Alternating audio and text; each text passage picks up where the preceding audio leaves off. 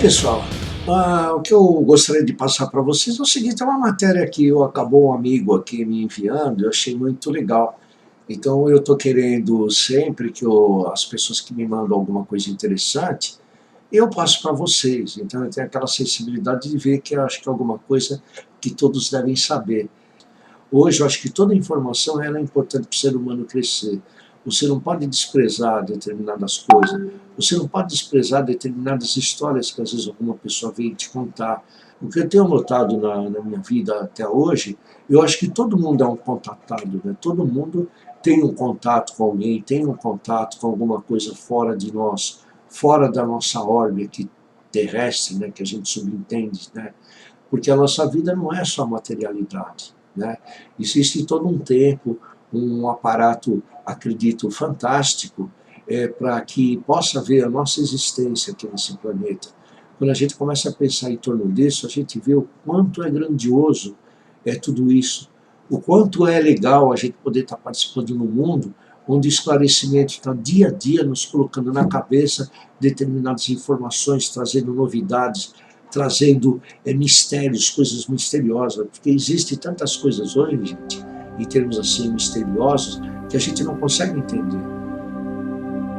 In the beginning was the Logos, the Big Bang, the primordial Om. Big Bang theory says that the physical universe spiraled out of an unimaginably hot and dense single point, called a singularity, billions of times smaller than the head of a pin. It does not say why or how. The more mysterious something is, the more we take for granted that we understand it.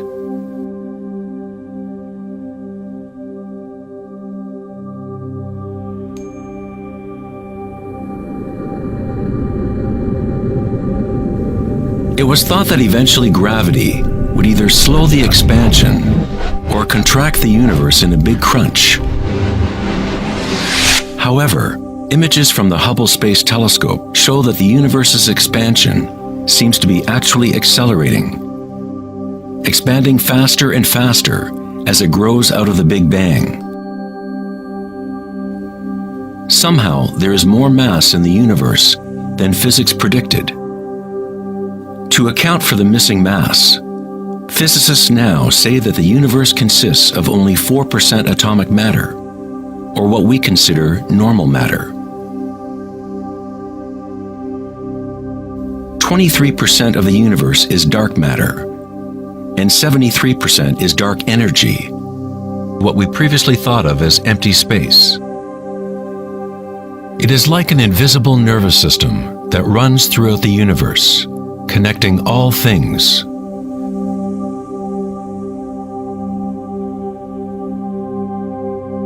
The ancient Vedic teachers taught Nada Brahma, the universe is vibration. The vibratory field is at the root of all true spiritual experience and scientific investigation. It is the same field of energy that saints, Buddhas, yogis, mystics, priests, shamans, and seers have observed by looking within themselves. It has been called Akasha, the primordial Om, Indra's net of jewels, the music of the spheres, and 1,000 other names throughout history.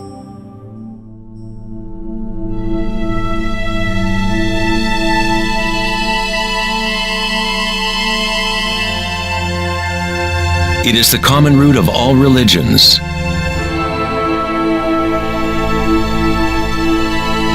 And the link between our inner worlds and our outer worlds.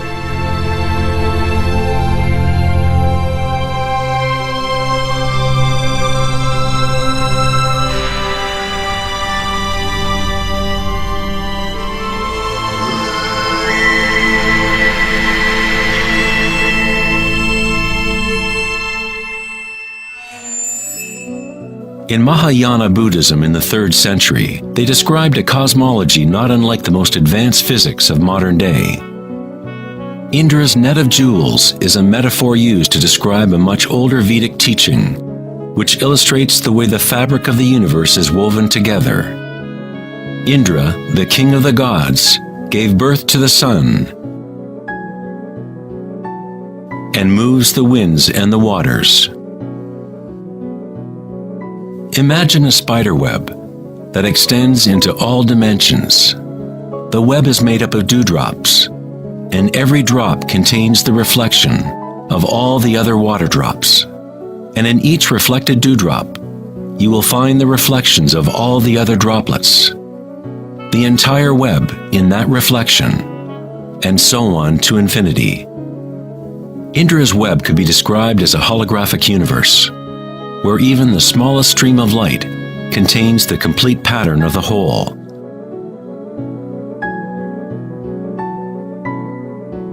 The Serbian-American scientist Nikola Tesla is sometimes referred to as the man who invented the 20th century. Tesla was responsible for discovering alternating current electricity and many other creations that are now part of everyday life. Because of his interest in the ancient Vedic traditions, Tesla was in a unique position to understand science through both an Eastern and Western model. Like all great scientists, Tesla looked deeply into the mysteries of the outer world, but he also looked deeply within himself. Like the ancient yogis, Tesla used the term akasha to describe the etheric field that extends throughout all things. Tesla studied with Swami Vivekananda, a yogi who brought the ancient teachings of India to the West. In the Vedic teachings, akasha is space itself, the space that the other elements fill, which exists simultaneously with vibration. The two are inseparable. Akasha is yin to prana's yang.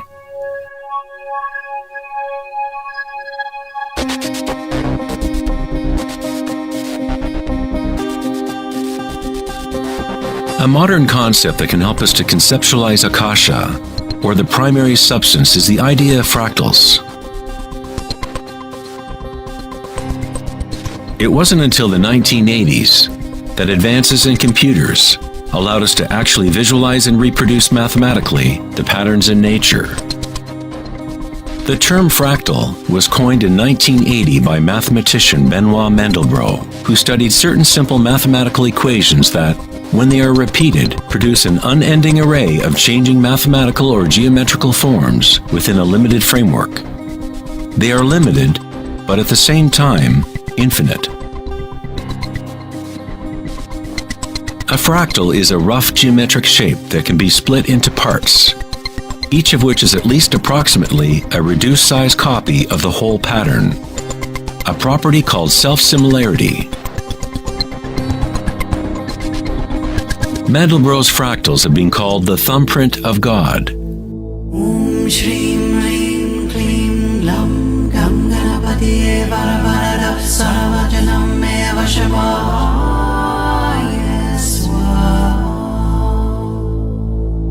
You are seeing artwork generated by nature itself.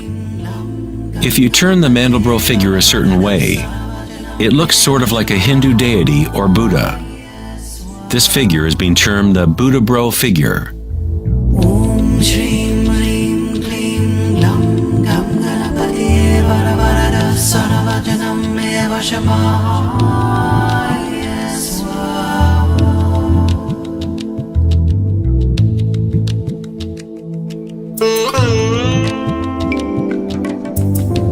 If you look at some forms of ancient art and architecture, you will see that humans have long associated beauty and the sacred with fractal patterns.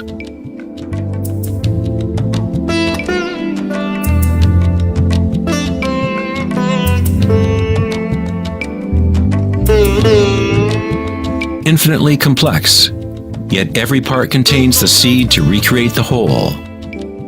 Fractals have changed mathematicians' views of the universe and how it operates. With each new level of magnification, there are differences from the original. Constant change and transformation occurs as we traverse from one level of fractal detail to another. This transformation is the cosmic spiral, the embedded intelligence of the matrix of time-space.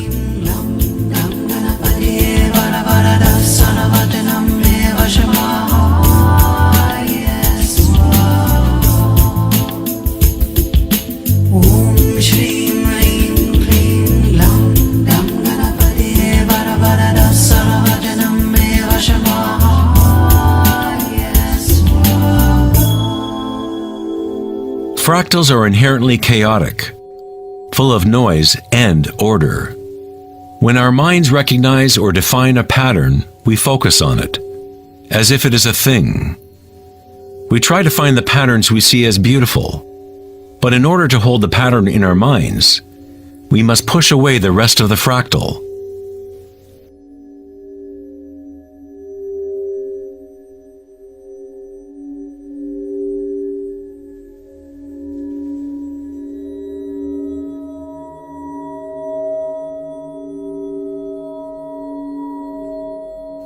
To comprehend a fractal with the senses is to limit its movement.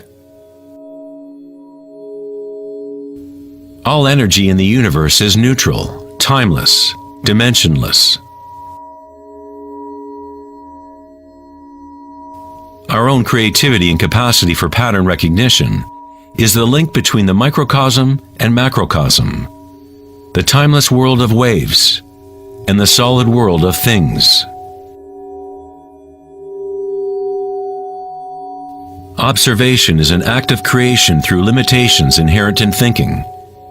We are creating the illusion of solidity, of things by labeling, by naming. The philosopher Kierkegaard said, "If you name me, you negate me." By giving me a name, a label, you negate all of the other things I could possibly be. You lock the particle into being a thing by pinning it down, naming it.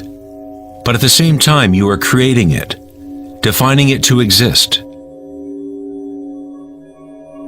Creativity is our highest nature. With the creation of things comes time, which is what creates the illusion of solidity.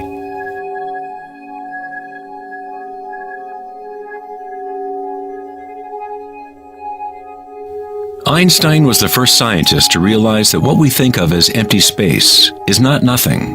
It has properties. And intrinsic to the nature of space is nearly unfathomable amounts of energy. The renowned physicist Richard Feynman once said, "There is enough energy in a single cubic meter of space to boil all the oceans in the world." Advanced meditators know that in the stillness lies the greatest power. The Buddha had yet another term for the primary substance, what he termed kalapas, which are like tiny particles or wavelets that are arising and passing away trillions of times per second.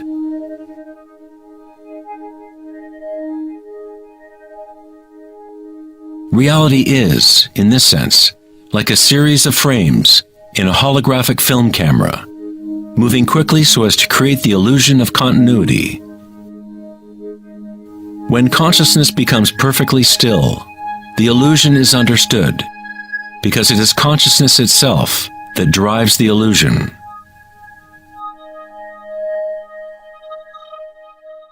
Tá? Que eu acho que isso é muito importante. Então, um recadinho que o canal dedineu aqui, de uma forma sempre espontânea, está procurando deixar aqui.